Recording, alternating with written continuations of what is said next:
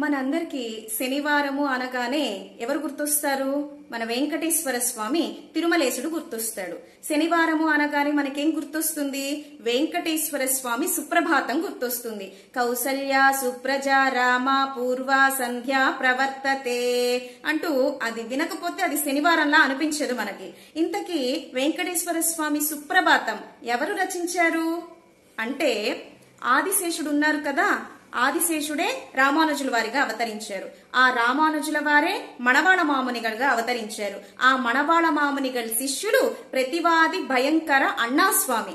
ఆ ప్రతివాది భయంకర అన్నాస్వామి వెంకటేశ్వర స్వామి విషయంలో సుప్రభాతము, అలాగే స్తోత్రము, అలాగే ప్రపత్తి, మంగళాశాసన శ్లోకాలు, ఈ 4 ప్రతివాది భయంకర అన్నాస్వామి రచించారు.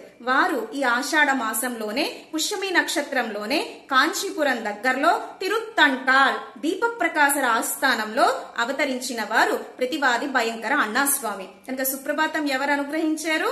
ప్రతివాది భయంకర అన్నాస్వామి కటాక్షించారు. తర్వాత కాంచీపురంలోనే వైకుంఠాన్ని అలంకరించారు. అంత అద్భుతంగా కౌసల్య సుప్రజారామ సుప్రభాతము, స్తోత్రము, ప్రపత్తి, మంగళాశాసనం అనుగ్రహించిన వారు ఇవాల్టి రోజున ఆషాఢ మాసంలో పుష్యమి నక్షత్రమున అవతరించిన వారు మణవాళ మామునిగల్ శిష్యులు, తిరుత్తన్కాల్లో అవతరించిన వారు ప్రతివాది భయంకర అన్నాస్వామి. తిరువడిగలే శరణం. జై శ్రీమన్నారాయణ.